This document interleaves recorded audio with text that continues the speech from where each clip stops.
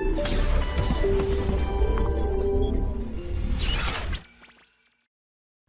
बच्चों अभी तक जो कोलिजन करा रहे थे वो कोलिजन दो ऑब्जेक्ट्स के मूवमेंट हो रही थी और उनके बीच में कोलिजन हो रहा था।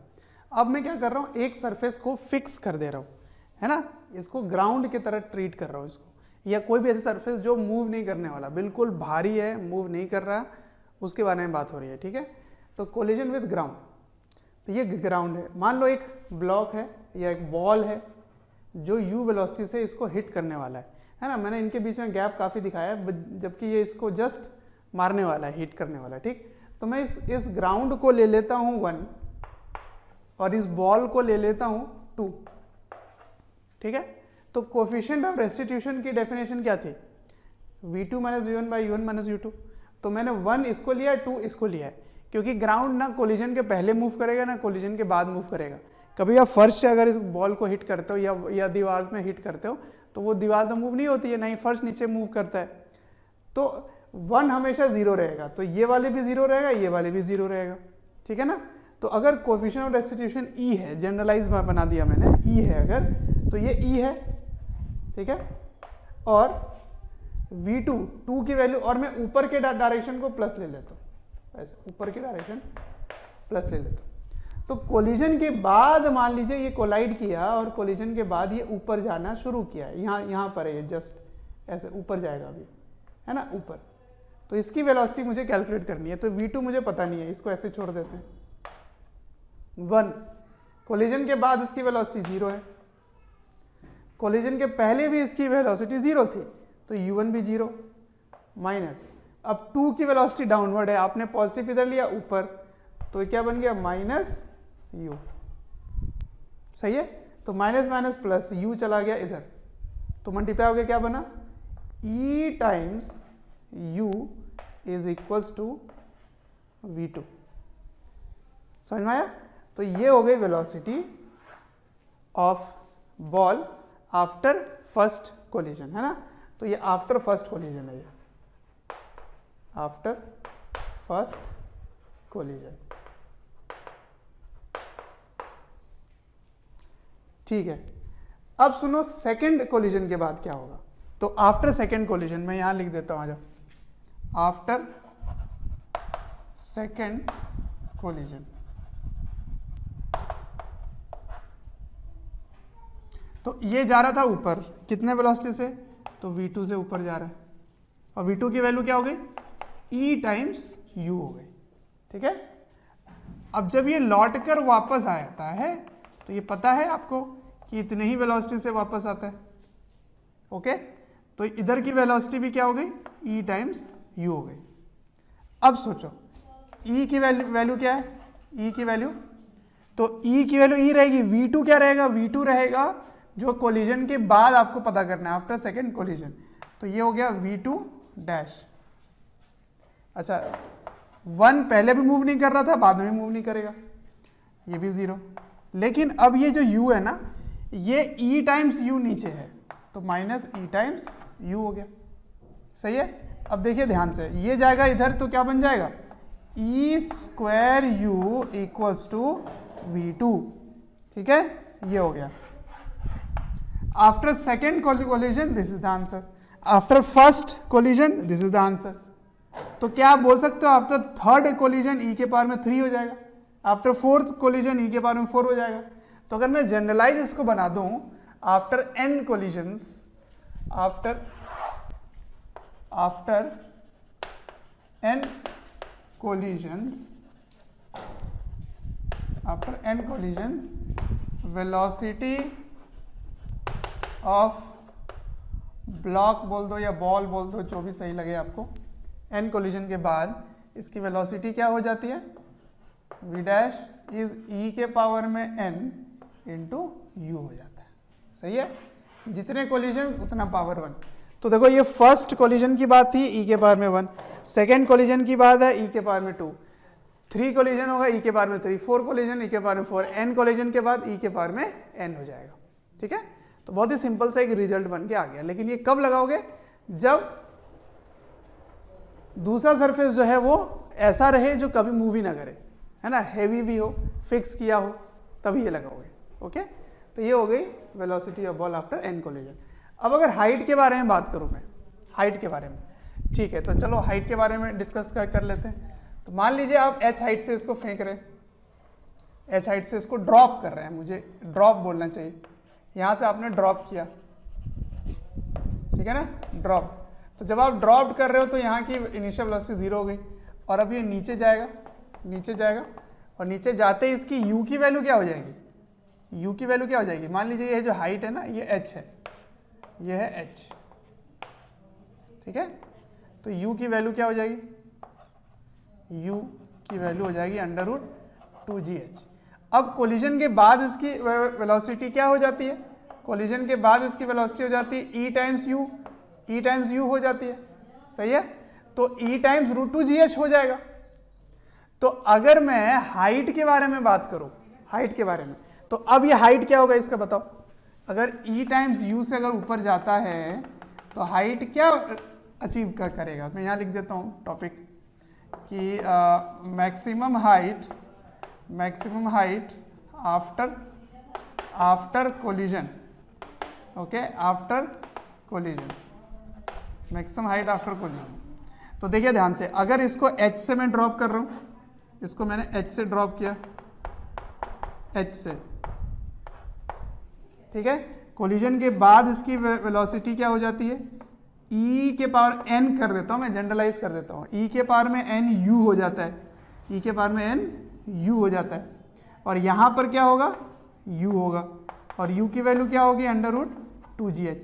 तो अगर मैं हाइट के बारे में बात करूँ तो बताओ हाइट को वेलोसिटी से कैसे रिलेट किया जाता था, याद है क्या, h max is equal to u square by 2g, यही हुआ करता था। तो इसकी अब वेलोसिटी क्या हो गई है, e के पावर में n आफ्टर n कोलिजन्स, ठीक है, तो आफ्टर n कोलिजन्स हाइट,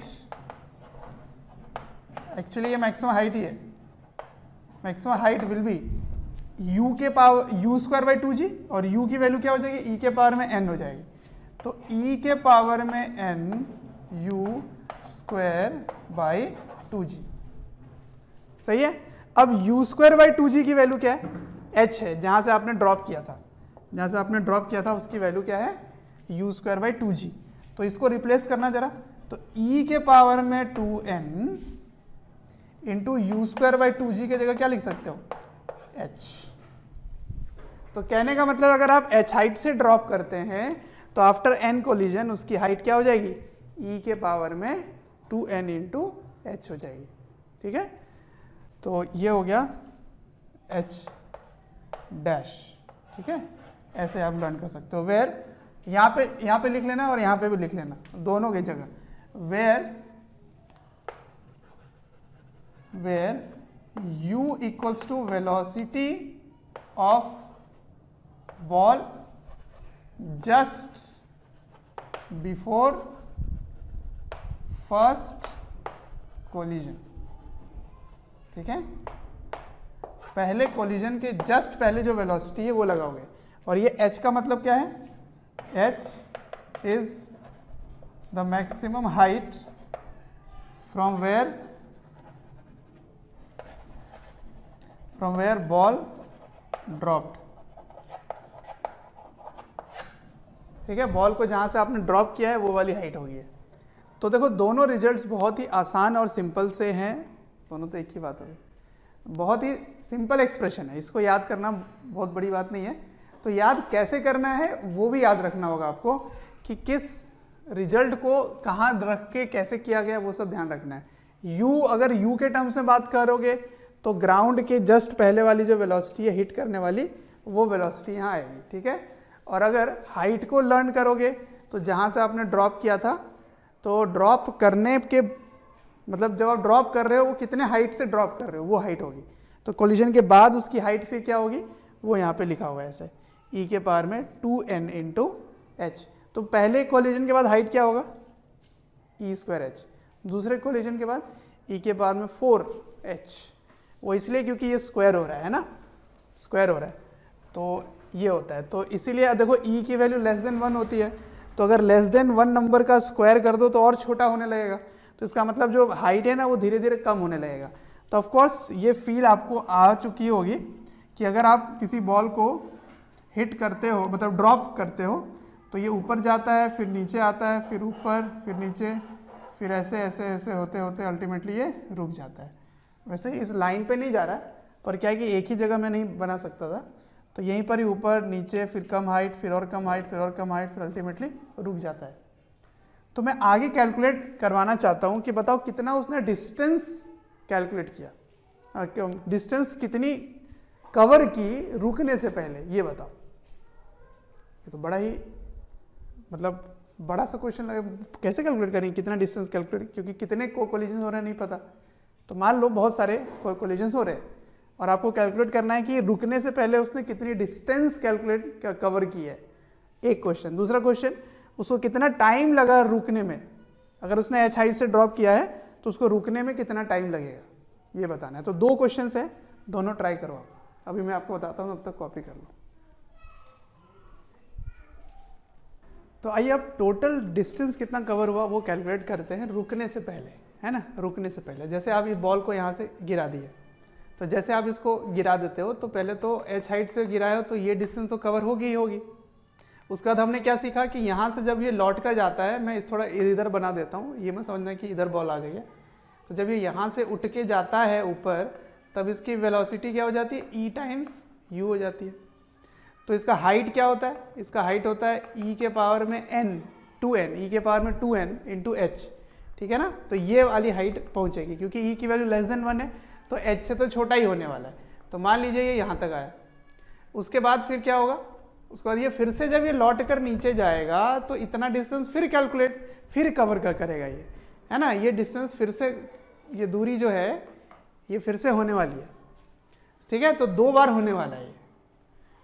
तो डिस्टेंस कैसे कैलकुलेट करोगे, एक तो h हो गया इसी तरह से h प्लस, अब पहली कोलिजन है तो क्या करोगे, e के पावर में 2n, n की वैल्यू 1 हो गई, इंटू h, ठीक है, ये हो गया। लेकिन ये केवल ऊपर जाने का है, नीचे आने का भी डिस्टेंस होगा, तो उसको एक बार और करोगे तो 2 टाइम्स हो जाएगा, सही है, ठीक है। अब ये लौट कर आया यहाँ पर, ये लौट कर आया यहाँ पर, तो लौट कर आने के बाद जब ये ऊपर जाएगा तो फिर से इसकी जो वेलोसिटी होगी उसकी वैल्यू क्या हो जाएगी, ई के पावर में 2u। खैर उससे मतलब नहीं है, इसकी हाइट इतनी ही होगी। अब फिर ये वापस भी लौट कर आएगा, उतना ही हाइट कवर करेगा फिर से। तो डिस्टेंस निकाल रहे हो तो जो टोटल पाथ लेंथ है, जिस तरह से जिस रास्ते में वो जा रहा है, वो सभी को आपको जोड़ना पड़ेगा, सही है। तो ई के पावर में 2n हो गया। अब क्या होगा, 2 टाइम्स ई के पावर में n की वैल्यू 1 डाला था आपने, अब 2 डालोगे, तो 2 डालोगे तो क्या हो जाएगा 4 इंटू एच प्लस, अब फिर से क्या होगा यहाँ पर, e के पावर में 2 क्यों हो रहा है समझ में आ रहा है, क्योंकि लौटने का और जाने का दोनों का जोड़ रहे हो आप। e के पावर में 2n, n की जगह 3 डालोगे तो 6 हो जाएगा वो, तो 6h, और इसी तरह से आगे चलता रहेगा।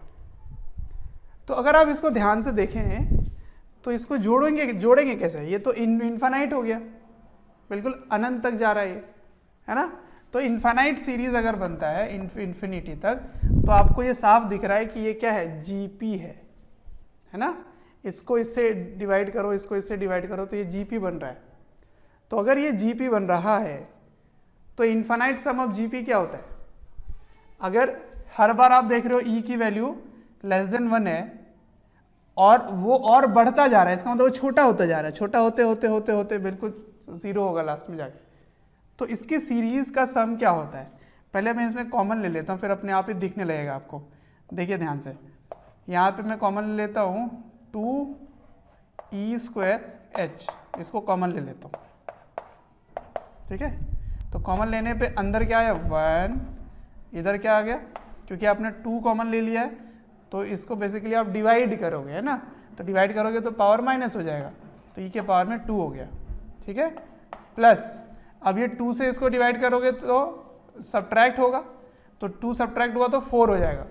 ध्यान रखना ई के पावर में 2 और e के पावर में 6 में आप इसको डिवाइड मत करना, तो यहाँ पे e के पावर में 3 लिख देते हैं बच्चे। 3 नहीं होगा, 4 होगा। क्यों हुआ, फिर से आपको समझा देता हूँ। जब आप इसको इससे डिवाइड करते हैं तो e के पावर में 6 डिवाइडेड बाय e के पावर में 2 आपका करोगे, तो इसको इससे काट थोड़ी देते हो कि ये हाँ 2 1 जा 2 3 जा, ऐसे थोड़ी होता है, ये गलत हो गया ना। इसके पावर को सब्ट्रैक्ट करते हैं, 6 माइनस 2, इनको ऐसे करते हैं, तो इसलिए e के पावर में 4 होगा, 3 नहीं होगा। ठीक है, तो और आगे क्या आएगा, यहाँ पर आगे आ जाता है e के पावर में 8, तो 8 को 2 से डिवाइड करोगे तो वहाँ क्या आ जाएगा, 6 आ जाएगा, है ना, और इसी तरह से इन्फिनिटी तक हो जाएगा। अच्छा, अब सुनो, अब आपको साफ दिख रहा है कि ये जीपी है, इसको इससे डिवाइड करो ई स्क्वायर, इसको डिवाइड करो ई स्क्वायर, इसको डिवाइड करो ई स्क्वायर, तो इन्फिनाइट टर्म ऑफ जीपी का सम क्या होता है, इसका सम होता है a बाई 1 माइनस आर, यही होता है। a हो गया 1, r क्या हुआ, ई स्क्वायर हो गया। तो चलो इसको फाइनल आंसर लिख लें, तो h plus 2e square h into पहला टर्म 1 है बाई 1 माइनस आर, आर क्या हुआ, ई स्क्वायर। सही है। अब इसमें से एलसीएम ले लो, इसको एलसीएम ले लेते हैं, तो h minus H E square plus 2 E square H divided by 1 minus E square. अब इन दोनों को सॉल्व करो जरा, इसको और इसको सॉल्व करो तो ये प्लस है, ये माइनस है, तो प्लस हो जाएगा, और इसमें से h को कॉमन ले लेते हैं, तो फाइनल आंसर देखिए क्या आ रहा है, इसको आप लर्न कर सकते हो। तो इसमें से h कॉमन ले लिए h, और इसमें से क्या आ जाएगा 1 plus E square divided by 1 minus E square. ठीक है ना, ये हो गया। तो ये हो गया कितना, ये हो गया डिस्टेंस, है ना, डिस्टेंस। कब, जब एक बॉल को आप रिलीज करते हैं और रिलीज करने के बाद ये डिस्टेंस कितना कवर होता है, इसकी वैल्यू हो गई। तो ये आप बिल्कुल याद करके रख सकते हो, इतनी डिस्टेंस कवर होती है रुकने से पहले। ठीक है, ऐसा नहीं कि हम कैलकुलेट ही नहीं कर सकते इन्फिनिटी तक कितना डिस्टेंस कवर हो रहा है, क्योंकि ये ऐसा जीपी है जो एक सीरीज बन रहा है, इसीलिए हम लोग ये निकाल भी सकते हैं। तो ये हो गई टोटल डिस्टेंस। अब मैं आपसे पूछ रहा हूं टोटल टाइम, टोटल टाइम कितना लगेगा, टोटल टाइम, टोटल टाइम,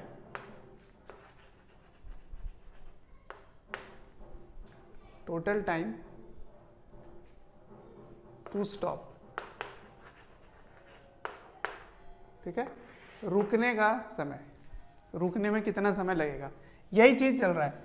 आपने इसको h से ड्रॉप किया, ये ऊपर नीचे होते होते होते होते कितना टाइम लग रहा है उसको रुकने में। तो याद करो, मैंने आपको टाइम, इसको क्लियर कर देते हैं। आप काइनेमेटिक्स में सीख चुके हो कि अगर h हाइट से किसी को ड्रॉप करते हैं तो नीचे जाने में टाइम कितना लगता है। तो u 0 है यहाँ पे, है ना, u 0 है, तो u 0 है, तो आप अगर फॉर्मूला लगाओगे तो h is equal to half g t square हो गया, तो 2 चला गया इधर, तो 2h बाई जी का अंडर रूट, ये हो गया टाइम। ये कौन सा टाइम है, h हाइट कवर करने में। तो फिर 2e square h height cover करने में कितना टाइम लगेगा, 2 नहीं, e स्क्वायर h केवल ऊपर जाने का, फिर नीचे आने का भी टाइम लेना पड़ेगा आपको। हाँ, तो ये h हाइट ऊपर, h हाइट नीचे, तो 2 बार टाइम आपको जोड़ना पड़ेगा। सही है, तो उसको मैं 2 टाइम्स कर दूंगा, केवल यहां से यहां जाने का जो टाइम है वही टाइम नीचे से ऊपर जाने का टाइम होगा, है ना, क्योंकि ये यहाँ पे u इक्वल टू 0 है और हाइट इसको कितना कवर करना है, e के पावर में 2 इंटू h। ठीक है, तो टाइम निकाल लेते हैं, टोटल टाइम इक्वल्स टू, सबसे पहले तो 2h बाई जी हो गया ये। ठीक है, तो अब ये वाली हाइट कवर करने में कितना टाइम लगेगा, ये वाली हाइट, तो समझो केवल मैं यहां से यहां का टाइम ले रहा हूं, तो हाइट कितना है ये e square h. Thank you dear students, हमें ढेर सारा प्यार देने के लिए।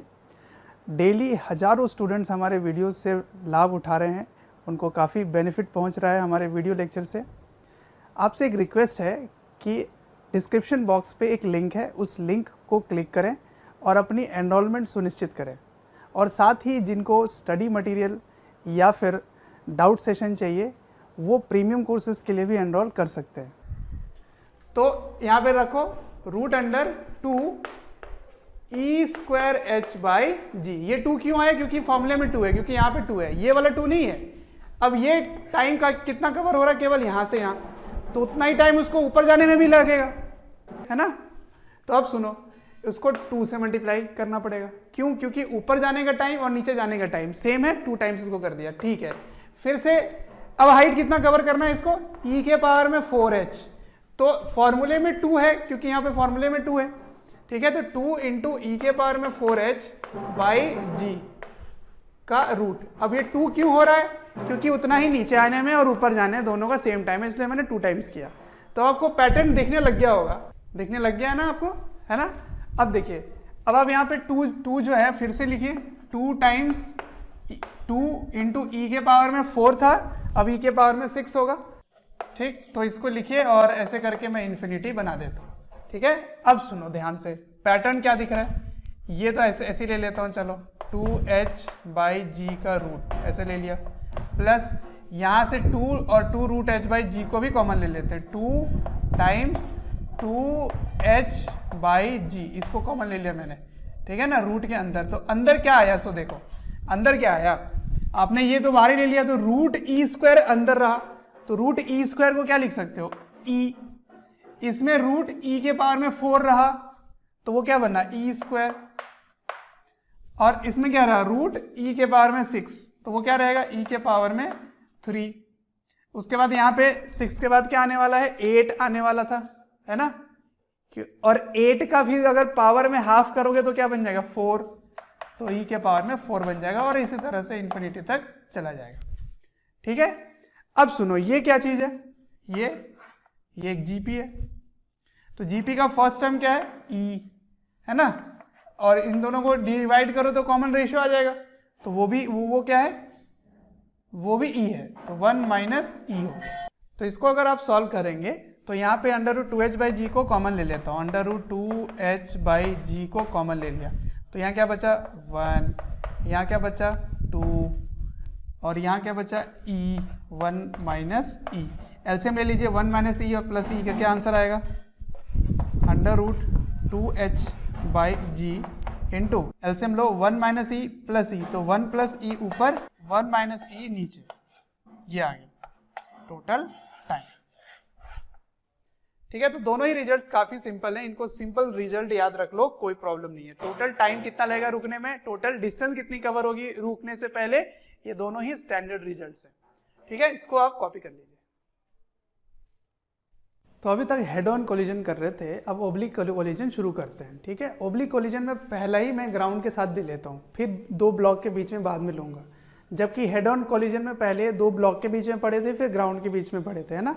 क्योंकि अभी ग्राउंड फ्रेश है, इसलिए मैं ग्राउंड के ही पहले ले लेता हूँ, ठीक है। तो मान लो एक बॉल को अब आप एंगल पे ऐसे फेंक रहे हो, तो क्या ये ओब्लिक कोलिजन का एग्जाम्पल हुआ? हाँ बिल्कुल, क्योंकि लाइन ऑफ मोशन जो है वो ये जो येलो लाइन है, ये लाइन ऑफ मोशन है, और लाइन ऑफ इम्पैक्ट इसका कहाँ पर होगा? जब ये इस पे कोलाइड करेगा तो ये वाली लाइन बन जाएगी इसकी लाइन ऑफ इम्पैक्ट। तो लाइन ऑफ इम्पैक्ट और लाइन ऑफ मोशन अलग अलग है, पैरेलल नहीं है, इसीलिए ये 2D मोशन होगा, 2D कोलिजन होगा, ओब्लिक कोलिजन होगा, ठीक है। तो कैसे इसको डील करेंगे आप समझते हैं।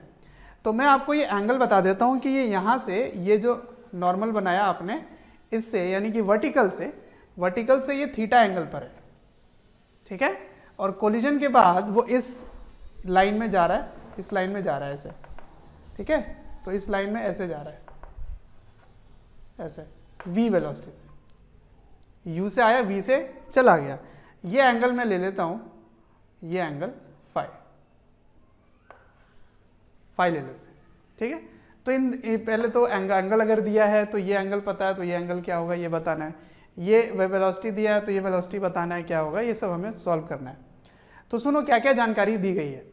सबसे पहले तो दिया गया है ई दिया गया है, और क्या दिया गया है, और दिया गया है कि ये जो फर्श है, ये जो सतह है, ये फ्रिक्शनलेस है, इसमें किसी भी टाइप का कोई भी फ्रिक्शन नहीं है, कोई भी घर्षण नहीं है, फ्रिक्शन नहीं है, उसमें कोई भी घिसाव नहीं है ना, स्मूथ है, ये बिल्कुल स्मूथ है। ये दो बातें दी गई है, ई और स्मूथ। तो इन दो बात से आप क्या क्या निष्कर्ष निकाल सकते हैं। पहली चीज कि इसके वेलोसिटीज के कंपोनेंट ले लीजिए आप, है ना, इसको तोड़ दीजिए, दो कंपोनेंट में ब्रेक कर दीजिए। तो आपको पता है अगर ये थीटा है तो ये वाले लाइन अगर आप पैरेलल बनाते हैं ऐसे, तो ये थीटा है तो ये भी थीटा होगा, तो इधर क्या आ जाएगा, u cos थीटा, ये क्या हो जाएगा, u sin थीटा। ठीक है। अब सुनो, जब ये यहां जाके हिट करेगा ना, देखो मैं दिखा तो यहां से रहा हूं, फिर इधर सामने जाके इसकी वेलोसिटी कम हो जाएगी, ऐसा तो होगा असली में, लेकिन मैं यहाँ का ही बॉल दिखा रहा हूँ। यहाँ पे जब ये बॉल है ना, ये इस जगह पे कोलाइड करने के जस्ट पहले की बात है ये, तो मैं इसको थोड़ा सा दूर बना के दिखा रहा हूँ। ये मत समझना कि यहाँ से गेंद आएगी तो यहाँ आते आते उसकी स्पीड यू ही रहेगी, नहीं, ग्रेविटी है तो वो तो चेंज कर ही देगा, है ना, लेकिन मैं यहाँ वाली गेंद को यहाँ पे दिखा रहा हूँ। ठीक है, तो जस्ट बिफोर ये हाल है, अब जस्ट आफ्टर आपको पता करना है।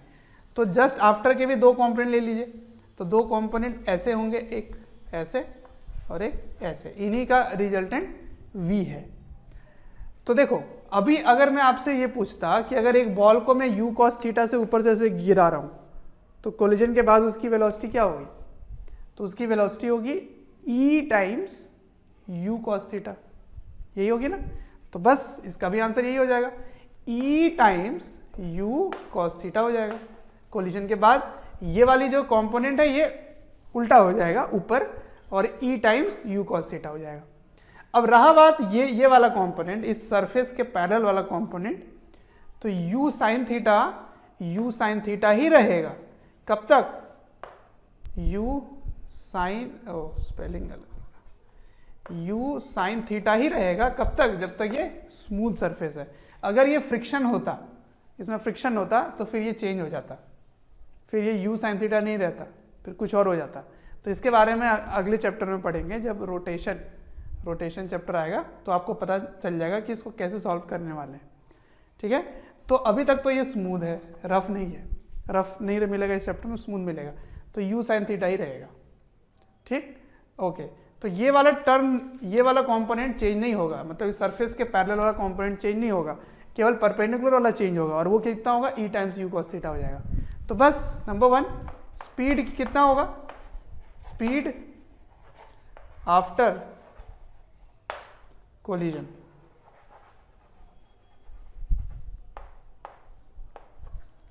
ठीक है। तो v इक्वल्स टू, v की वैल्यू कैसे निकालोगे, तो इसका रिजल्टेंट हो गया,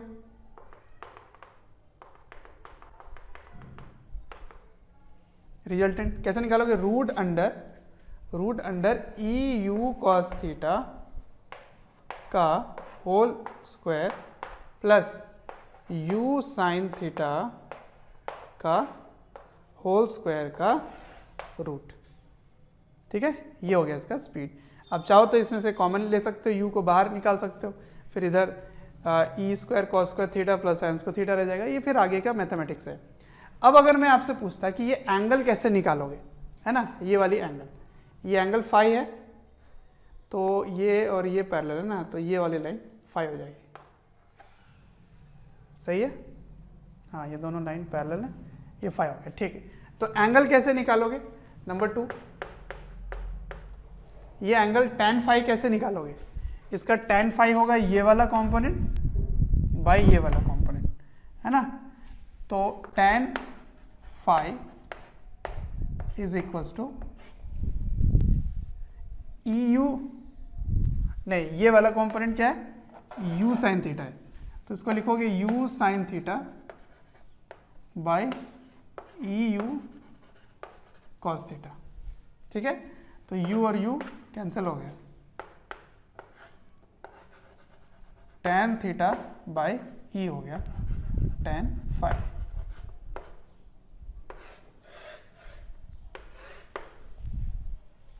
ठीक है, तो tan theta equal to tan theta by e. तो आपको साफ दिख रहा है कि ई की वैल्यू लेस देन 1 होती है, इसका मतलब phi is greater than theta हो जाएगा व्हेन ई, जब ये इनइलास्टिक कोलिजन होगी तो, है ना। इनइलास्टिक कोलिजन मतलब ई की वैल्यू लेस देन 1 ही होता है और 0 से बड़ा। अच्छा, तो फाई इक्वल्स टू थीटा कब होगा, सोचो, ये दोनों बराबर कब होंगे, जब ई इक्वल्स टू 1 हो जाए, when ई इक्वल्स टू 1 हो जाए। सही है, एक बात। तो इसका मतलब जब परफेक्टली इलास्टिक कोलिजन होता है, इलास्टिक होता है, तो एंगल ये वाला और ये वाला बराबर होता है। तो याद करो, आपने पढ़ रखा था एंगल ऑफ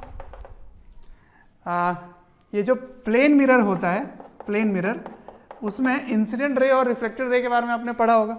तो ये जो रे होती है ना, रे, उसकी इलास्टिक कोलिजन होती है, मतलब उसकी एनर्जी का कोई लॉस नहीं होता है ना। जितनी एनर्जी लाइट की आती है उतनी ही रिफ्लेक्शन के बाद उतनी ही एनर्जी रहती है। अगर ये कुछ एब्जॉर्ब कर लेता या कुछ एनर्जी का लॉस हो जाता तो इसका मतलब इलास्टिक कोलिजन नहीं रहता, फिर इन इलास्टिक हो जाता। इसका मतलब एंगल आई और एंगल आर बराबर नहीं होते। तो आई और आर बराबर तभी होते हैं जब इंसिडेंट रे की एनर्जी और रिफ्लेक्टेड रे की एनर्जी बराबर रहो। समझ में आया? तो इसीलिए अगर एनर्जी थोड़ा सा भी एब्जॉर्ब कर लेगा ना तो ये दोनों बराबर नहीं होंगे। तो फिर कैसे निकालोगे? तो ऐसे निकालोगे। तो कितनी एनर्जी जाएगी अगर पता होगा ई टाइम्स, तो अब आप एंगल भी पता कर पाएंगे। ठीक है, तो यही रीज़न है जो आप छोटे क्लासेस में पढ़ते हैं, बचपन में पढ़े होंगे, तो आगे डिटेल में पढ़ोगे आप, आगे हायर क्लास में 12th में भी ऑप्टिक्स जब पढ़ रहे होगे तो इसके बारे में पढ़ेंगे। लेकिन मैं आपको जो पहले पढ़े उससे फील दिलाना चाह रहा हूँ कि आई इक्वल्स टू आर तभी होगा जब इंसिडेंट रे की एनर्जी रिफ्लेक्टेड रे की एनर्जी के बराबर हो। ठीक है, एक बात। दूसरी बात, कोलिजन जो है वो इलास्टिक कोलिजन होता है, मतलब एनर्जी पे बेस्ड ही होता है। तो जब ई इक्वल्स टू 1 होता है तभी angle i equals to angle r होता है ना। तो आई इक्वल्स टू आर जब ई इक्वल्स टू 1 हो गया। ठीक है, तो ये हो गया स्पीड, ये हो गया एंगल। अच्छा, इसको कॉपी करो, फिर नेक्स्ट बताता हूँ आगे। अब जो बॉल है वो आप ग्राउंड से फेंक रहे हैं और एंगल पे फेंक रहे हैं, मतलब प्रोजेक्टाइल बनाने वाले हैं, है ना। तो प्रोजेक्टाइल बनाने के बाद जब ग्राउंड के साथ कोलिजन होगा तो उसके बाद रेंज क्या होगी, टाइम ऑफ फ्लाइट क्या होगा, एच मैक्स क्या होगा, ये सब चीज़ें आपको निकालना है। तो इसको पहले समझो ध्यान से। क्या कर रहे हैं, यहाँ से एक ऑब्जेक्ट को ऐसे फेंक रहे हैं, है ना, V0 से फेंक रहे हैं। ये एंगल दिया हुआ है थीटा।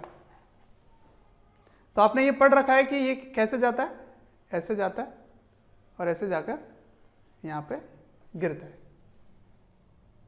आपको ये भी पता होगा क्योंकि एयर से कोई भी फ्रिक्शन नहीं मिलता है, तो जितने एंगल से गया था उतने ही एंगल से जाकर ये इसको हिट करेगा थीटा एंगल से।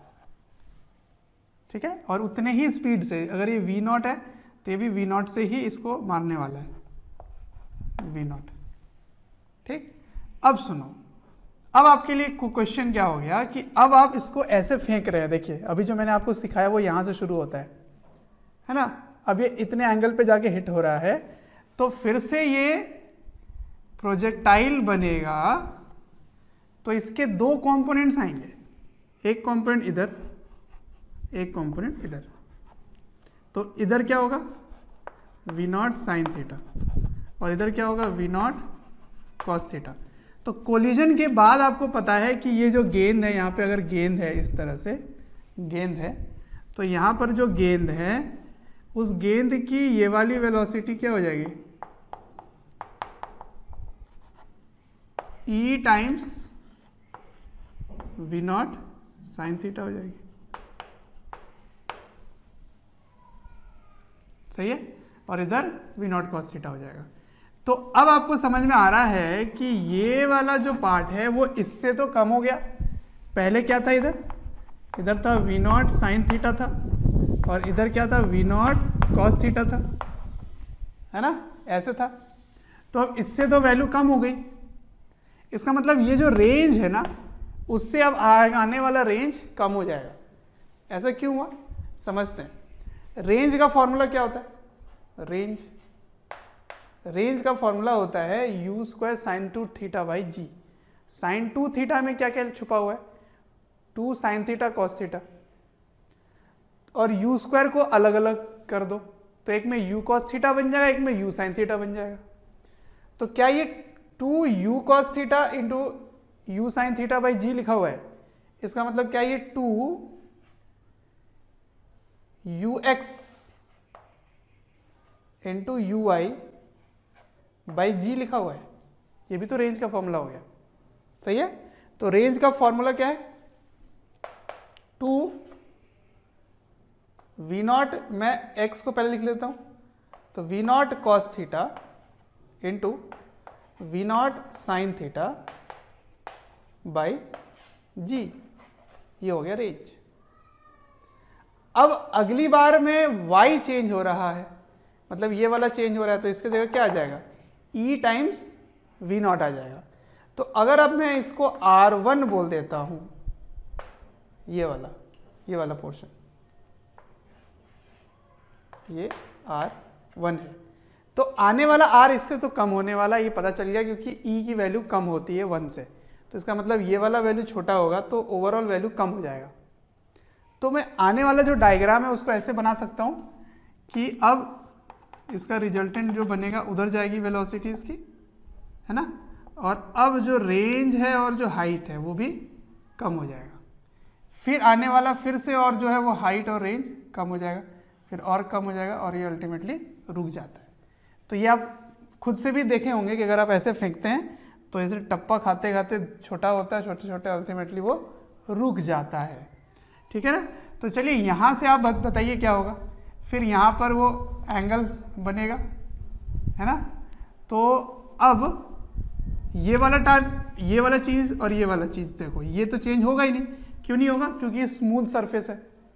तो स्मूथ सरफेस है तो इधर वाला portion v naught cos theta रह गया, है ना, और ये वाला चीज़ क्या बन जाएगा, एक और ई आ जाएगा, तो e square v naught sine theta, ये बन जाएगा, ठीक है। फिर आगे एक और कोलिजन होगा, तो यहाँ क्या बनेगा, ई के पावर में 3 वी नॉट साइन थीटा, और इधर वी नॉट कॉस थीटा।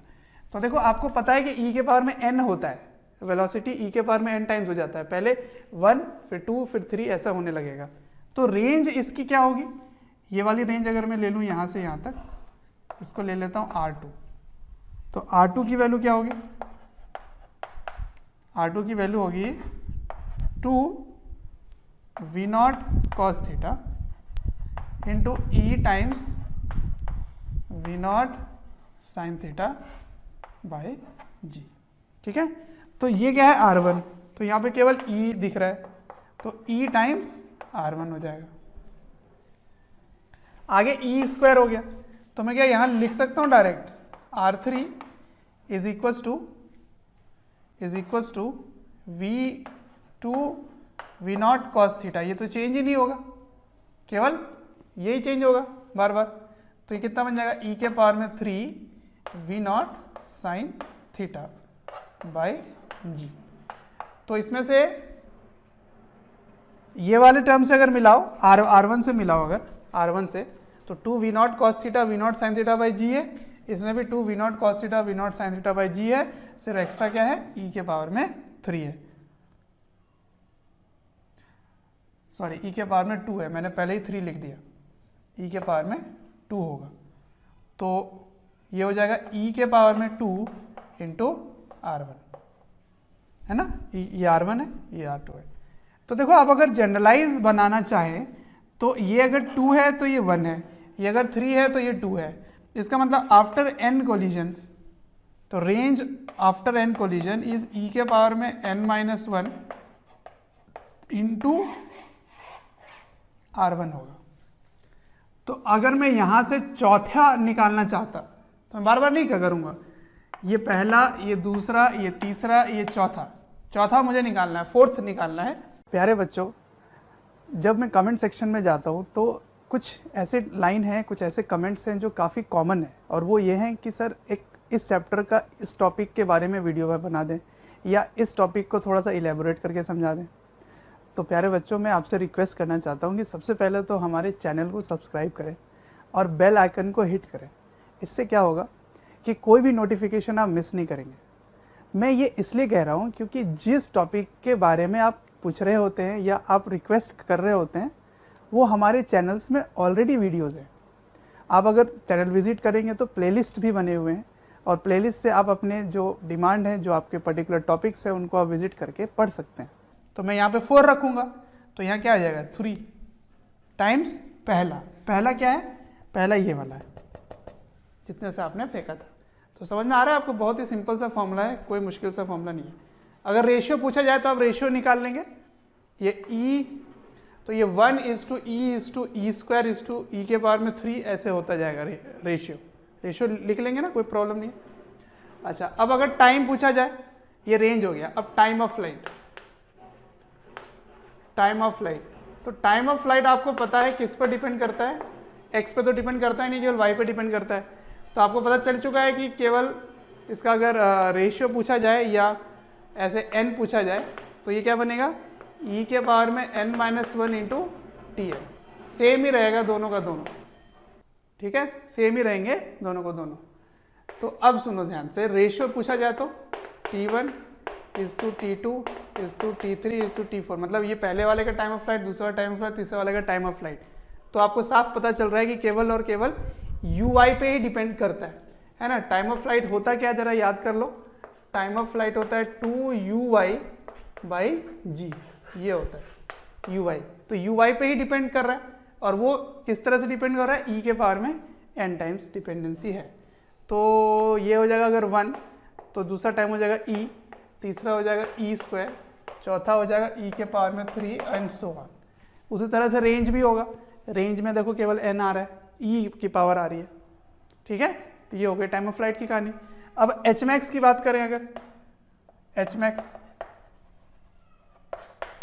तो अगर ये पहला Hmax है, ये वाला Hmax है पहला, तो दूसरे में क्या आएगा ये बताना है, तीसरे में क्या आएगा ये बताना है, चौथे में क्या आएगा ये बताना है ना, ऐसे ऐसे। तो Hmax किस पे डिपेंड करता है, केवल और केवल UI पे डिपेंड करता है। कितना होता है वो, uy²/2g होता है। तो uy इस तरह से वेरी कर रहा है, सही है। तो इसको सॉल्व कर लें तो आ जाता है E के पावर में, अगर सेकेंड कोलिजन या फोर्थ कोलिजन या ऐसे लिखा हुआ है तो पहले कोलिजन के बाद E के पावर में n आया, दूसरे कोलिजन के बाद तो E आया, फिर दूसरे के बाद 2 आया, तीसरे के बाद 3 आया। तो n पे डिपेंड कर रहा है। तो E के पावर में n into velocity in the y direction का होल स्क्वायर बाई 2g, इस तरह से निकल के आएगा आफ्टर n कोलिजन्स, ठीक है। तो बहुत ही सिंपल है, केवल एक ही चीज याद रखना है कि कोलिजन के बाद इसकी वेलोसिटी e टाइम्स हो जाती है। तो पहले कोलिजन के बाद ev, दूसरे कोलिजन के बाद e²v, और केवल परपेंडिकुलर कंपोनेंट चेंज होगा, हॉरिजॉन्टल वाला सेम टू सेम रहेगा। कारण क्या है, फ्रिक्शनलेस सरफेस है। बस ये 2 बात आपको समझना था, ठीक। उसके बाद आप रेंज निकाल लो, Hmax निकाल लो, टाइम ऑफ फ्लाइट निकाल लो, कुछ भी आप कैलकुलेट कर से लिख सकते हैं, ठीक। चलिए नोट डाउन कीजिए। अच्छा बच्चों, इसमें मैं कन्फ्यूजन ना है इसलिए मैं बात एक बार फिर से बता देता हूँ, क्योंकि मुझे पता है कि आपको लगेगा कि मैंने कंप्लीट सॉल्व नहीं किया। तो देखिए, अगर मैं इसी तरह से तोड़ के करूँ, ये R1 लिखा, ये R2 लिखा, ऐसे अगर लिखना चाहूँ तो इसको लिख के दिखा देता हूँ ताकि कन्फ्यूजन ना हो आपको। तो H1 अगर आपने लिखा तो आपने क्या लिखा, u²sin²θ/2g, ठीक है। अब H2 अगर लिखेंगे तो क्या आ जाएगा, E, है ना, E टाइम्स u, तो E²u²sin²θ/2g। तो ये टर्म क्या हो गया, H1 हो गया, सही है। तो ये ई स्क्वायर H1। उसके बाद H3 कैसे लिखेंगे, H3, तो H3 होगा इसका स्क्वायर, सही है। तो e के पावर में 4 into you square sine square theta by 2g, ठीक है। तो ये क्या बना देखो, e के पावर में 4 इंटू H1 बना। अब अगर रेशियो लिखेंगे तो रेशियो अगर पूछ देता मैं आपसे तो रेशियो कैसे लिखते हैं, मैं यहाँ लिख दूँ, यहाँ लिख देता हूँ H1 is to H2 is to H3 is to H4। तो ये अगर 1 है तो ये इसमें ई स्क्वायर आ गया, देखो इसमें ई के पावर में 4 आ गया, और इसका स्क्वायर करेंगे तो 6 हो जाएगा, तो ई के पावर में 6 है, इस तरह से आगे बढ़ता जाएगा, ठीक है। लेकिन यहाँ रेशियो देखो क्या है, 1 is to e square, 1 is to e square पहले आ गया इसमें, ठीक है। तो इसकी जो रेशियो है वही इसकी भी रेशियो है, मैंने पहले ही बता रखा है, रेंज का भी रेशियो ऐसे ही आता है, क्योंकि वो यू वाई पे ही डिपेंड करेगा, वो भी है ना, बाकी सारे टर्म तो सेम ही है। तो ये रेशियो रेंज का भी है, ये रेशियो टाइम ऑफ फ्लाइट का भी है, लेकिन हाइट का रेशियो जो आता है वो 1 is to e square is to e के पावर में 4 इज टू ई के पावर में 6 आता है। तो ये मैक्सिमम हाइट की रेशियो है, ये टाइम ऑफ फ्लाइट की रेशियो है, और रेंज की भी रेशियो यही होगी, ठीक है। चलिए अब कन्फ्यूजन दूर हो गया होगा आई थिंक। अब इसमें क्वेश्चन करते हैं, देखिए अगर आपको इस तरह से पूछा जाए, जैसे इसमें रेंज दिया जाए, एक सवाल लेते हैं, अगर इस तरह से एक सपोज u 10 मीटर पर सेकेंड से 60 डिग्री पर फेंका जाता है ना, और इससे जब ये कोलाइड करता है तो दूसरा रेंज ऐसे आ रहा है, ठीक। अगर e की वैल्यू 0.5 है तो आपको बताना है कि ये वाले रेंज और ये वाले रेंज का रेशियो क्या है, ठीक है। Find R1 is to R2। अब देखो आपको वैल्यूज दे दिया गया है, तो आप ये नहीं कि सॉल्व करना शुरू कर दो, नहीं, क्योंकि हम लोग रिजल्ट पीछे डिराइव कर रखे हैं। क्या डिराइव कर रखे हैं कि रेंज का रेशियो क्या आता है बच्चों, मैंने कहा था आपको कि आप नोट डाउन कर लेना खुद से, जो टाइम ऑफ फ्लाइट का होगा वही रेंज का होगा। क्यों, क्योंकि हॉरिजॉन्टल वाला तो चेंज हो ही नहीं रहा, तो जो वर्टिकल वाला ई टाइम्स हो रहा है उसी के कारण रेंज भी चेंज होगा। तो ये 1 is to e square is to e cube, ऐसे ऐसे आगे बढ़ता रहेगा। तो क्योंकि 2 का रेंज का रेशियो निकालना है, तो बस सिंपल है, आपको क्या करना है, सिंपल आपको करना है R1 is to R2 is equal to क्या लिखोगे, 1 इज टू ई, और ई की वैल्यू क्या है 0.5, ठीक है। तो जब हम 0.5 रखोगे तो 1 इज टू 0.5 मतलब 1/2 मतलब 2 इज टू 1 हो जाएगा, ठीक है। बहुत ही सिंपल हो गया, आपको कुछ भी काम करने की जरूरत नहीं है, इसलिए मैंने आपको रेशियो पहले ही कैलकुलेट करके रखवा दिया था, ठीक। अब इसी चीज को अगर मैं टेढ़ा कर दूं, मतलब एक इंक्लाइंड प्लेन बना दूं या टेढ़ा करके इसको स्टडी करूं, तो कैसे होगा, वही अगला स्टडी करने वाले हैं, ठीक है। तो मैं आपको यहाँ पे बस लिख के बता देता हूँ क्या कराने वाला हूँ, कि सपोज ये इंक्लाइंड प्लेन है ऐसे, ठीक है, और अब आप यहाँ से h हाइट ऊपर से चीज़ को गिराते हो, किसी भी बॉल को गिराते हो, तो यहाँ से गिरने के बाद होगा क्या, थ्योरी को डेवलप करते हैं। तो क्या ये भी ऑब्लिक कोलिजन है, बिल्कुल ऑब्लिक कोलिजन है, मैंने आपको बता रखा था कैसे। तो इसकी common normal LOI line of impact किधर होगा, तो लाइन ऑफ इम्पैक्ट ऐसे होगा, ठीक है। तो मैंने कहा था लाइन ऑफ इम्पैक्ट के अलॉन्ग ही फोर्स लगता है, और वही उसी के अलॉन्ग जो वेलोसिटीज है वो ई टाइम्स चेंज हो जाती है, ठीक है। तो अगर ये इस तरह से यहाँ गिर रहा है ऐसे, तो इसके अगर 2 कंपोनेंट्स किए जाए, ठीक है, ये वेलोसिटी को मैं V0 लिख देता हूँ, V0। अगर ये h से गिरता है तो इसकी वेलोसिटी क्या हो जाएगी, √2gh, ठीक है, 2gh। अब सुनो ध्यान से, ये थीटा है तो ये थीटा होगा, ये थीटा होगा तो ये भी थीटा हो गया, ठीक है। तो इधर वाला कंपोनेंट क्या हो जाएगा, इधर वाला कंपोनेंट हो जाएगा V0 cos थीटा, ठीक। और इधर वाला कंपोनेंट क्या होगा, V0 sin थीटा, ठीक है। तो क्योंकि ये जो इंक्लाइन प्लेन है ये स्मूथ दिया रहेगा, हर बार आपको स्मूथ दिया रहेगा, और अगर रफ दिया है तब आप ये नहीं बोलोगे कि ये चेंज नहीं होगी, नहीं, फिर वो चेंज हो जाएगी। कैसे चेंज होगा वो अगले चैप्टर में पढ़ेंगे। तो अगर ये वाली सरफेस स्मूथ है तो पूरे time v naught sine theta ही रहने वाला है, ठीक है, और ये वी नॉट कॉस थीटा हो गया। तो आपको पता है कि ये वाला बस ऊपर आके चेंज हो जाएगा कितने times, e times v naught cos theta हो जाएगा, ठीक। तो इसका मतलब अब अगर ऐसे इसको इस तरह से देखो तो ऐसे जाएगा ये, है ना, ऐसे, तो इस तरह से जाना चाहेगा लेकिन फिर ये प्रोजेक्टाइल बन जाएगा, यूं यूं यूं, ऐसे इसकी रेंज होगी, ठीक। तो रेंज क्या होगा इसको फाइंड करना है हमें, ये हो गया R1, इसको रेंज फाइंड करना है, आगे R2 वगैरह सब फाइंड कर लेंगे। तो कैसे फाइंड करें, यहाँ ये वाला टर्म चेंज नहीं हो रहा था, वी नॉट साइन थीटा, ये वाला कंपोनेंट चेंज नहीं हो रहा था, इसलिए पूरे टाइम वो कांस्टेंट रह रहा था। बट अब जब यहाँ रेंज निकालोगे तो ये ग्रेविटी का भी एक कंपोनेंट आएगा, याद करो इंक्लाइन प्लेन में जब प्रोजेक्टाइल पढ़े थे हम लोग, है ना, तो ये थीटा है, तो एक कंपोनेंट इधर और एक कंपोनेंट इधर आ जाएगा, है ना, जी के भी दो कंपोनेंट हो जाएंगे, तो इधर भी जी साइन थीटा हो जाएगा और इधर जी कॉस थीटा हो जाएगा, ठीक है। तो अब आप रेंज जब निकालेंगे ना तो फिर यहाँ पे ग्रेविटी का भी इन्फ्लुएंस आ जाएगा, ओके। तो आपको ut plus half AT square का करना पड़ेगा, तो वही चीज़ मैं आगे करके दिखाऊंगा आपको, ठीक। तो ये था बेसिक जो आगे मैं कराने वाला हूँ, ठीक, इसको नोट डाउन कर लीजिए। तो आइए मैंने यहाँ पे लिख रखा है collision with the fixed smooth wedge. Fix है इसका मतलब ये मूव नहीं करेगा, स्मूथ है मतलब इसमें फ्रिक्शन नहीं है, ठीक है, और ये वेज है।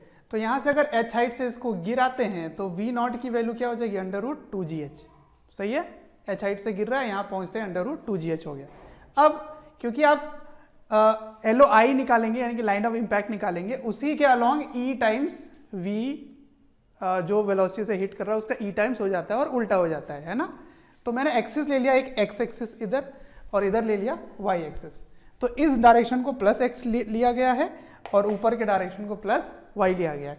तो वेलोसिटी का एक कंपोनेंट इधर आ गया v नॉट साइन थीटा और एक कंपोनेंट इधर आ गया v नॉट कॉस थीटा, ठीक है ना। अगर ये थीटा है तो ये एंगल भी थीटा आता है, ये मैंने बता रखा है यहाँ पर आपको, ठीक है। तो जब कोलिजन होगा, कोलिजन के बाद ये हो जाएगा E V naught cos theta, तो ये कोलिजन के पहले है, ये दोनों कोलिजन के पहले है, जस्ट जब ये यहाँ पे पहुँचता है उस समय इसकी वेलोसिटी ऐसी है, ठीक है। तो यू एक्स की वैल्यू क्या हो गई, वी नॉट साइन थीटा, है ना, यू एक्स की वैल्यू हो गई वी नॉट साइन थीटा और वी नॉट की वैल्यू क्या है, √2gh, ठीक है यहाँ तक। उसके बाद वाई डायरेक्शन में वेलोसिटी क्या हो गई, E V naught cos theta, E V naught cos theta और वी नॉट की वैल्यू क्या है, √2gh, ठीक है। अब आपको टाइम ऑफ फ्लाइट चाहिए तभी तो आप रेंज निकाल पाएंगे। तो टाइम ऑफ फ्लाइट किस पे डिपेंड करता है, सिर्फ ui पे डिपेंड करता है, लेकिन साथ ही साथ g की भी दो कंपोनेंट हो गए, g cos थीटा और g sin थीटा दोनों। अच्छा, ये वाला टर्म क्या है, पॉजिटिव, और ये वाला टर्म क्या है, नेगेटिव, ठीक है। लेकिन टाइम ऑफ फ्लाइट की वैल्यू क्या होती है, y डायरेक्शन की वेलोसिटी और y डायरेक्शन का एक्सेलरेशन पे ही डिपेंड करता है टाइम ऑफ फ्लाइट, क्योंकि फाइनल वेलोसिटी होना है 0, सही है। तो टाइम ऑफ फ्लाइट मतलब ऊपर जाना और नीचे जाने का टाइम, तो फाइनल वेलोसिटी 0 करके आप सॉल्व कर सकते हैं, v = 0 कर दो तो u - at = 0, तो t = u/a हो जाता है। तो ये वाला आपको y डायरेक्शन में देखना है, तो ये केवल ऊपर जाने का है क्योंकि फाइनल वेलोसिटी ऊपर पे 0 होता है। अब नीचे आने का भी टाइम आपको जोड़ना पड़ेगा, इसलिए 2uy/ay हो जाता है टोटल टाइम ऑफ फ्लाइट, ठीक है। तो मैंने 2uy/ay कर दिया, ui की वैल्यू यहाँ से रख दो, E V naught cos theta, और वी नॉट की वैल्यू यहाँ से रख दो, तो हो जाएगा 2e√2gh कॉस थीटा, और ay की वैल्यू क्या है, ay की वैल्यू g कॉस थीटा है, तो यहाँ से कॉस थीटा कैंसिल हो जाएगा, तो आ जाएगा 2e√2gh/g, सिंपल हो गया यहाँ तक। तो टाइम मैंने निकाल लिया। अब रेंज का फॉर्मूला केवल ux × t नहीं होगा क्योंकि इस डायरेक्शन में एक्सेलरेशन भी है, तो आप लिखोगे ut + हाफ AT स्क्वायर, लेकिन x डायरेक्शन वाला। तो ux की वैल्यू क्या हो गई, वी नॉट साइन थीटा, तो वी नॉट की वैल्यू क्या है, √2gh × साइन थीटा। अच्छा, ay की वैल्यू क्या है, ay की वैल्यू है ax की वैल्यू है जी साइन थीटा, तो हाफ जी साइन थीटा। अच्छा, टी की वैल्यू भी आपको यहाँ पे रखना है, टी की वैल्यू यहाँ से रख दी है। ओके, अब देखते जाओ, हाफ ए टी स्क्वायर है ना, ए की वैल्यू ये है, टी स्क्वायर ये हो गया। ठीक, अब इसको आपको सॉल्व करना है। सॉल्व करने पे आंसर क्या आएगा, 4EH साइन थीटा 1 प्लस ई, ये आएगा। ठीक है, तो इसको आपको लर्न कर लेना है, फॉर्मूले को लर्न कर लेना है ताकि आपको बार बार डिराइव करने की जरूरत ना पड़े। ठीक है ना, तो बिल्कुल सिंपल सा रिजल्ट है, कोई खास कॉम्प्लिकेटेड नहीं है, एक दो बार लिखोगे तो याद हो जाएगा। इस पे अगर आपको क्वेश्चन में दूंगा तो केवल मैं हाइट दे दूंगा और ये एंगल दे दूंगा और साथ ई में चाहिए, उसके बाद अपने आप ही सॉल्व हो जाएगा। ठीक है, तो ये रेंज की वैल्यू आ गई। ठीक है, इसको कॉपी करो, इस पे क्वेश्चन कराता हूँ। तो आइए एक सिंपल सा एग्जांपल ले लेते हैं, एक डेटा लेकर बस इसको चेक कर लेते हैं। एच को ले लो 5 मीटर, थीटा को ले लो 37 डिग्री और ई ले लो 0.5। ठीक है, अगर ऐसा कुछ दिया जाए, जैसे एक इंक्लाइन प्लेन है, इंक्लाइन प्लेन में एंगल दे दें 37 है ना, और हाइट दे दें 5 मीटर से इसको गिरा रहे हैं, तो बताओ रेंज क्या होगी, पहली रेंज क्या होगी, ये आपको पता करना है। तो रेंज निकालने का अगर आपको ये फॉर्मूला याद है तो बहुत ही आसान हो जाएगा, अदरवाइज इतने सारे काम आपको फिर से करने पड़ेंगे। ठीक है, तो रेंज का वैल्यू क्या आ जाएगा, 4EH into sine 37 is 3/5 1 plus 0.5।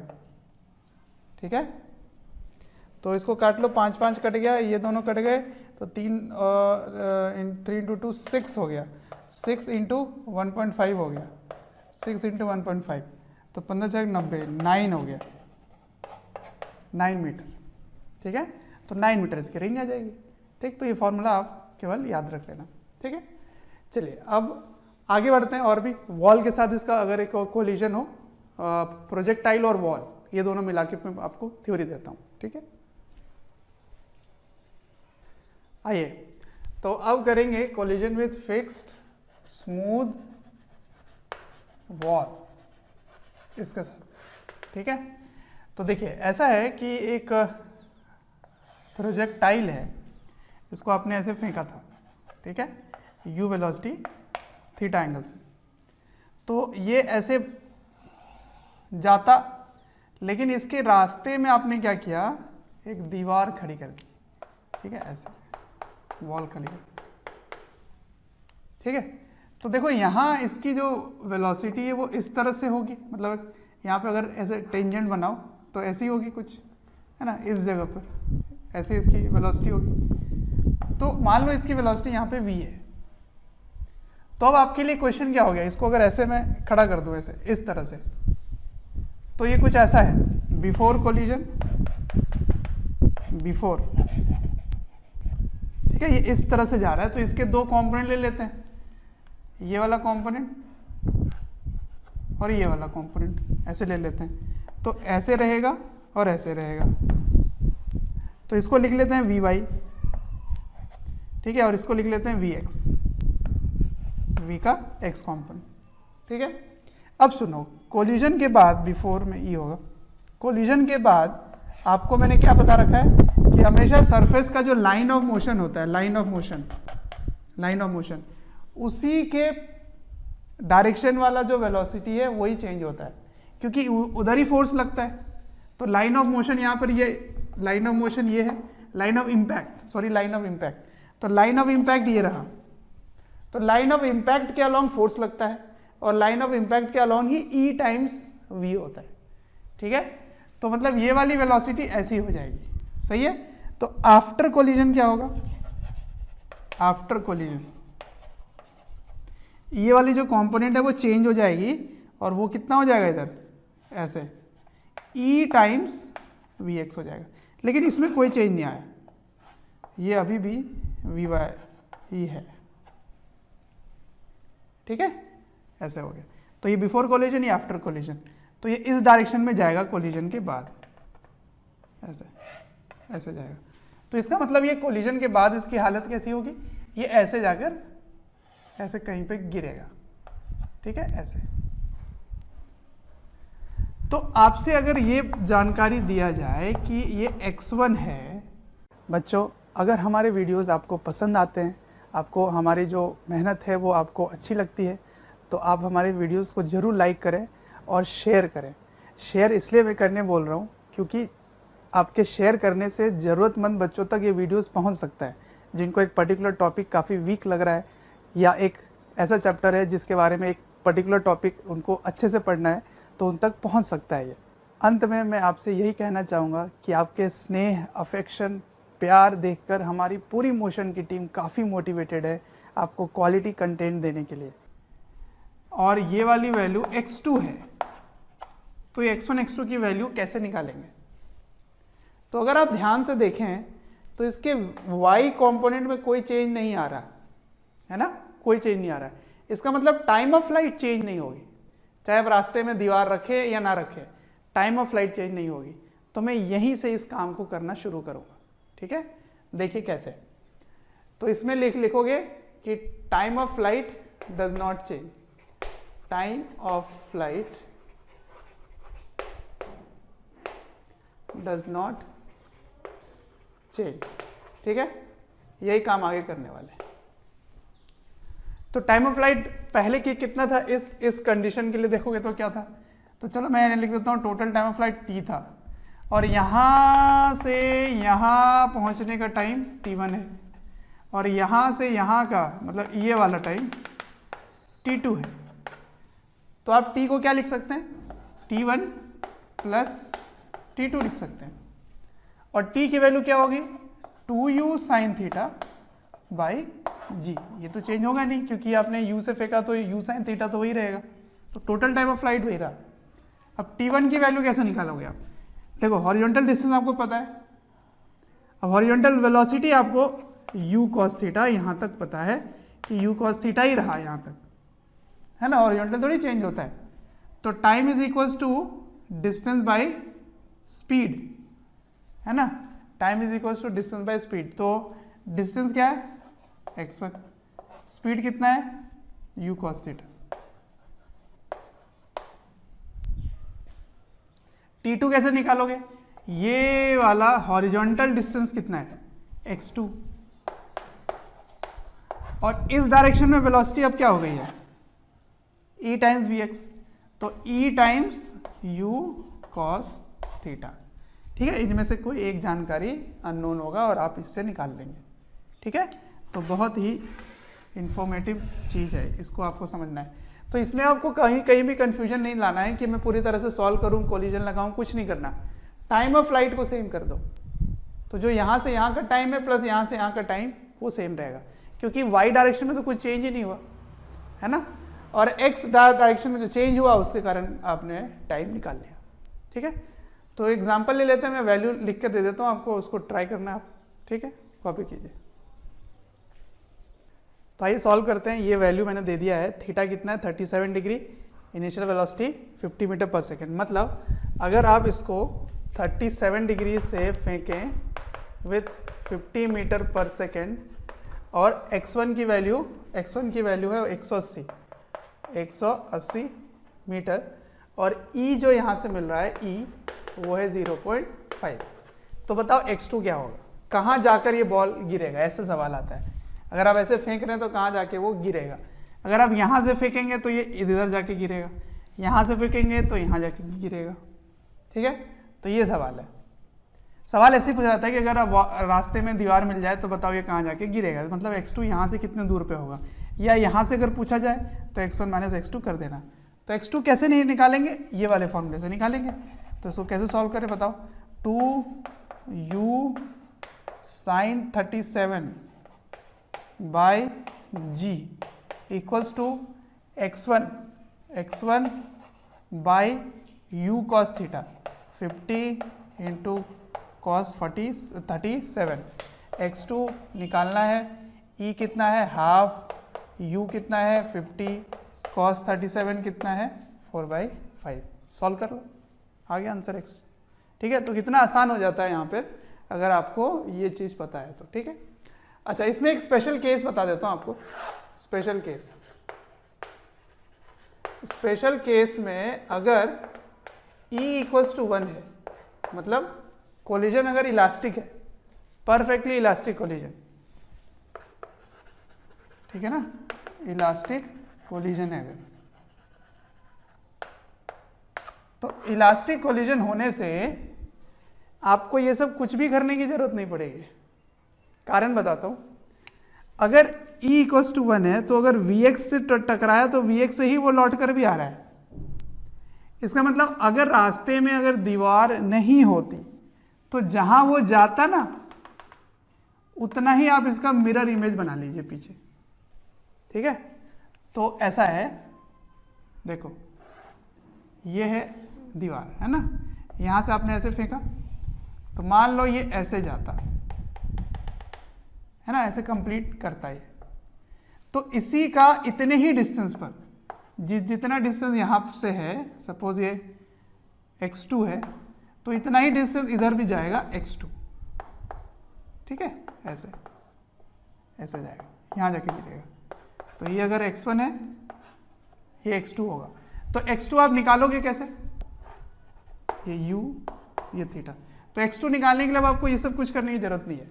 कारण सुनो, कारण ये है कि यहां से यहां तक तो ये रेंज ही होगा,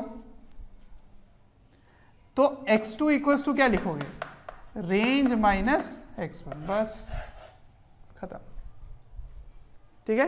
तो कभी भी E इक्वल्स टू 1 हो, परफेक्टली इलास्टिक हो, तो आपको क्या करना है, रेंज में से, मतलब बिल्कुल मिरर इमेज होगी, जैसे अगर दीवार नहीं होती वो वहीं जाता, ठीक है, और वहां से लौटकर इधर आ जाएगा। आई बात समझ में? तो ये बात हो गई। ये आप प्रोजेक्टाइल में भी कर सकते थे पीछे, अगर ऊपर से फेंक रहे हैं और दीवार आ जाए ऐसे, मान लीजिए ऐसे ऊपर से फेंक रहे हैं इसको, है ना, ऐसे फेंक रहे हैं, तो ये ऐसे जाना चाह रहा है, पर रास्ते में अगर दीवार आ जाए, दीवार, तो ये जहां जाता ना उतने ही इधर आप बना दो ऐसे, तो इतने इधर वो गिरेगा, तो इसकी टोटल ये रेंज हो जाएगी, और ये वाली दूरी जो है वो वही दूरी इधर की होगी। तो अगर ये x है तो ये भी x होगा, ठीक है। तो इनके बीच का अगर डिस्टेंस गिवन है तो रेंज में से माइनस कर दो तो x आ जाएगा, x equals to r minus d हो जाएगा। तो तभी ट्रू है जब इलास्टिक कोलिजन है। अगर इलास्टिक नहीं है, इनइलास्टिक है, तो फिर आपको ये करना होगा, टाइम ऑफ फ्लाइट को सेम कर दोगे, ठीक है। तो ये हो गई कहानी वॉल और इंक्लाइन प्लेन से कोलिजन की, ठीक है। अब एक क्वेश्चन आपको और कराता हूँ जो ऐसा जेई में आया हुआ था, ठीक है, मैं आपको वो क्वेश्चन भी करा देता हूँ। उसके पहले अगर E इक्वल्स टू 0 है, परफेक्टली इनइलास्टिक है, तो क्या चेंज होगा, क्या कैसे होगा, वो मैं थोड़ा सा एक ब्रीफ आइडिया देता हूँ आपको। E अगर 0 है तो आइए वॉल के साथ इसकी इनइलास्टिक कोलिजन के बारे में डिस्कशन करते हैं। उसके पहले जो मैंने थ्योरी आपको दिया है जरा एक बार रिकॉल कराता हूँ। ये अगर ग्राउंड है, ठीक है, और यहाँ से एक बॉल अगर आ रहा था ऐसे, याद करो ये सब हम लोग डिस्कस कर चुके हैं, ठीक है, अगर थीटा एंगल पर है ऐसे, है ना, यू या वी नॉट जो सही लगे ले लो। तो कोलिजन के बाद क्या होता था, कोलिजन के बाद ये ऐसे चला जाता था ना, ऐसे फाई एंगल पे, याद है, कोलिजन के बाद ऐसे v वेलोसिटी से चला जाता था, है ना। तो कैसे इसको क्या करते थे, इसको करते थे, इसके दो कंपोनेंट ले लेते थे ऐसे और ऐसे, और इधर वाले कंपोनेंट को, इस डायरेक्शन वाले को क्या कर देते थे, ई वी नॉट, अगर ये थीटा है तो ये थीटा है तो कॉस थीटा हो जाता था, सही है, और इधर क्या होता था, वी नॉट साइन थीटा, ये वही रह जाता था, है ना, क्योंकि ये स्मूथ सरफेस था। अब अगर E इक्वल्स टू 0 है, note number 1 for perfectly inelastic, perfectly inelastic collision, मतलब E इक्वल्स टू 0 है, तो क्या होगा। तो देखिए, क्योंकि E 0 है तो ये वाला पार्ट क्या हो जाएगा, 0 हो जाएगा। तो इसको आप ऐसे लिख पाएंगे, देखिए ध्यान से, कोलिजन के पहले ऐसे था, ठीक है, इसको Vx लिख लो और इसको Vy लिख लो, ठीक है ना, ये बिफोर था। कोलिजन के बाद क्या हुआ, कोलिजन के बाद ये वाला पोर्शन जो ऊपर चला जाता था ये अब 0 हो गया, लेकिन एक ये वाला रह जाएगा, है ना, ये जो Vx था ये रह जाएगा, ये रह जाएगा। तो ये ऐसे जाता जाएगा, है ना, सरफेस के अलॉन्ग जाता जाएगा, ऐसे जाता जाएगा, जाता जाएगा, जाता जाएगा। लेकिन वहाँ जब हम लोग पढ़ते थे दो ब्लॉक्स के बीच में इनइलास्टिक कोलिजन, तो दोनों चिपक जाते थे। यहाँ ये चिपकने वाला नहीं है, ये मत समझना कि इस सरफेस पे जाके वो चिपक जाएगा, नहीं, इस सरफेस के अलॉन्ग जाने लगेगा। और अगर इसमें फ्रिक्शन नहीं है तो उसकी स्पीड वही रहेगी पूरे टाइम।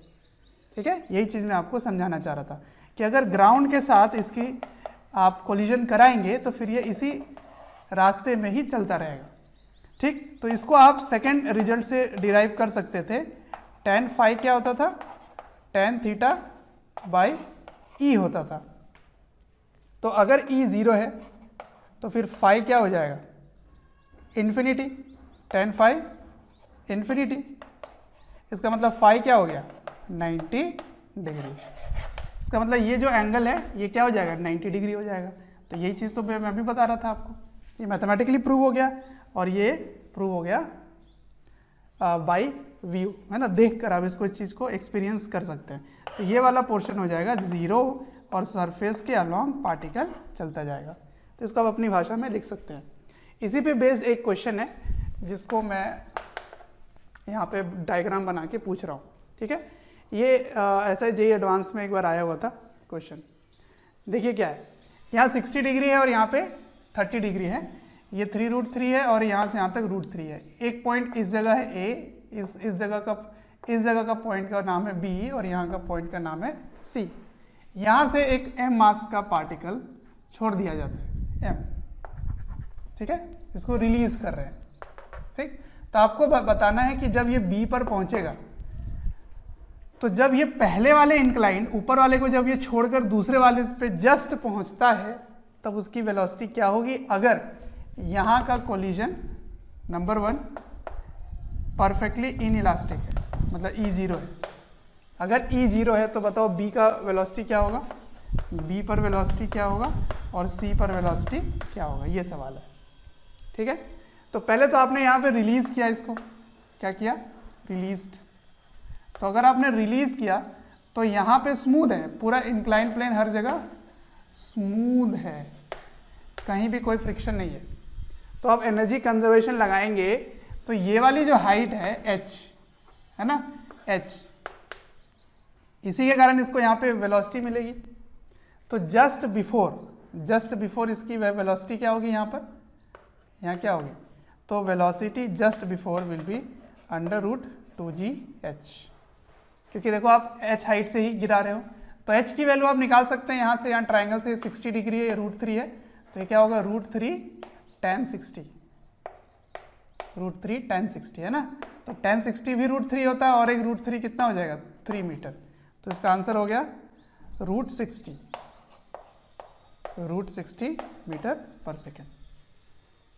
लेकिन ये जस्ट बिफोर एक तरह का कोलिजन हो गया, जस्ट बिफोर कोलिजन है। तो जरा इस सरफेस को देखो ध्यान से, यहाँ पर है, पर सवाल लिखा है कि जब 1 को छोड़ के 2 के पास पहुंचता है तब बताओ क्या होगी, अगर E 0 है तो आपको क्या करना होगा, वेलोसिटी रिजॉल्व करना पड़ेगा। तो आपको ये वाला डायरेक्शन में इनिशियल वेलोसिटी दिखेगी, ये हो गई v0। समझ आ रहा है, देखो अगर ये ऐसे जाता तो ऐसे जाता, लेकिन यहाँ पर आते ही सरफेस चेंज हो गया। तो ये डायरेक्शन है v0 की। अब आपको एंगल चाहिए, ध्यान से देखना एंगल कैसे निकालेंगे।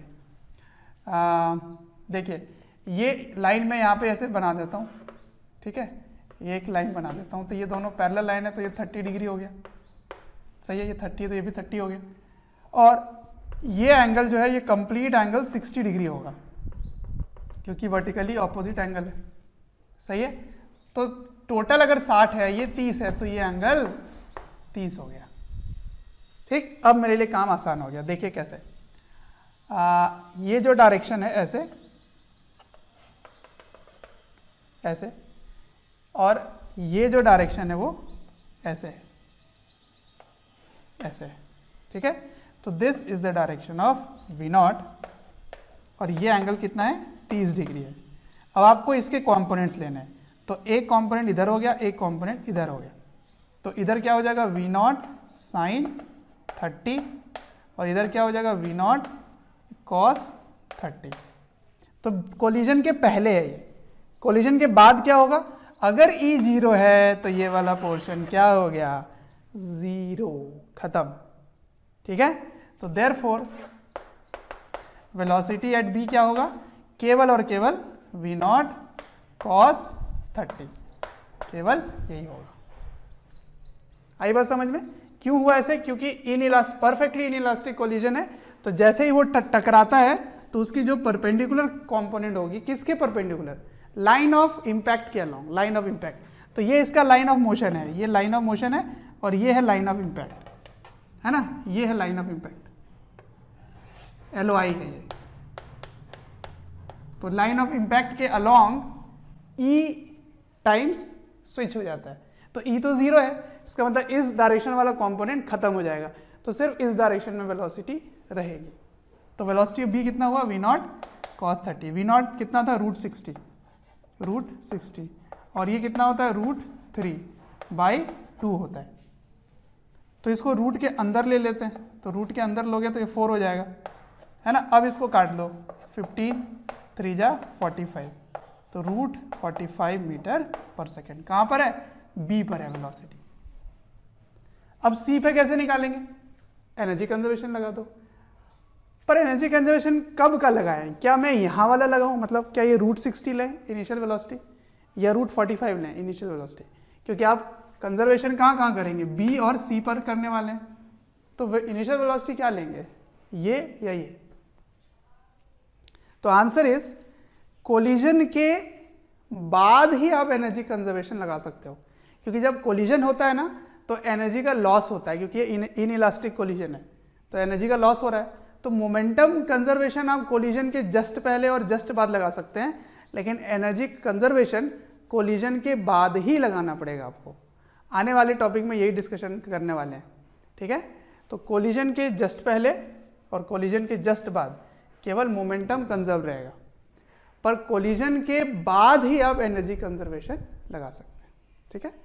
चलिए, तो आने वाला इम्पल्सिव जब पढ़ाऊंगा ना तो वहाँ पे काफ़ी डिस्कशन होगी इस पर। अब C पर कैसे करें कंजर्व, इसका मतलब आपको यहाँ से कंजर्व करना होगा, ये आपकी इनिशियल वेलोसिटी होगी, ना कि ये होगी। क्लियर है? ठीक है, तो अब C के लिए कैसे करोगे, C के लिए फॉर C मतलब यहाँ की वेलोसिटी क्या होगी यहाँ पर, तो आपको क्या करना होगा, conservation of energy, mechanical energy ही कंजर्व कर लेना। तो U at B plus KB equals to UC plus KC, ठीक है ना। तो मैं यहाँ पर रेफरेंस ले लेता हूँ, ये रेफरेंस ले लेता हूँ, तो यहाँ का पोटेंशियल जो 0 हो गया, तो आपको ये वाली हाइट चाहिए होगी।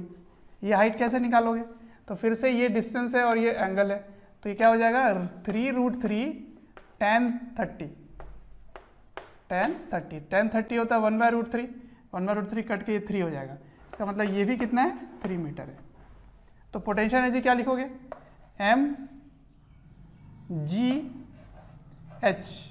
और इसको लिखोगे ½ m वेलोसिटी ऑफ B लिखोगे, और potential energy 0 ½ m velocity c²। चलिए mm काट लीजिए, ठीक है। G कितना हो गया 10, H कितना हो गया 3, प्लस ½ वेलोसिटी ऑफ B कितना हो गया, √45 का स्क्वायर 45, ½ वेलोसिटी ऑफ C आपको निकालना है, ठीक है। तो हाफ काट के यहाँ पे 2 मल्टीप्लाई कर दो, तो 60 हो गया ये, plus 45 equals to V at C, तो 105 हो गया ये, √105 इतना मीटर पर सेकेंड, ठीक है। तो आपने क्या सीखा यहाँ से कि इनइलास्टिक कोलिजन होने के बावजूद भी वो चिपकता नहीं है, और जो लाइन ऑफ इंपैक्ट के अलोंग वेलोसिटी है वो 0 हो जाएगी, और लाइन ऑफ इंपैक्ट के परपेंडिकुलर जो कंपोनेंट होगा वही कंटिन्यूड रहेगा अगर स्मूथ है, फ्रिक्शनलेस है तो, ठीक है। तो ये चीज़ हमने सीखा। अच्छा, 1 मैंने ये पूछा था, 2 अगर मैं पूछता, नंबर 2 अगर E इक्वल्स टू 1 हो जाए, परफेक्टली इलास्टिक हो जाए, तब ये दोनों कैसे निकालोगे, velocity at B at velocity at C कैसे निकालोगे। तो अंतर क्या होगा, ये वाला जो पार्ट था ना, जो इधर आते ही इसको आपने 0 कर दिया था, अब ये रिफ्लेक्ट होकर इधर भी आ जाएगा, E टाइम्स V0 साइन 30, ये आ जाएगा।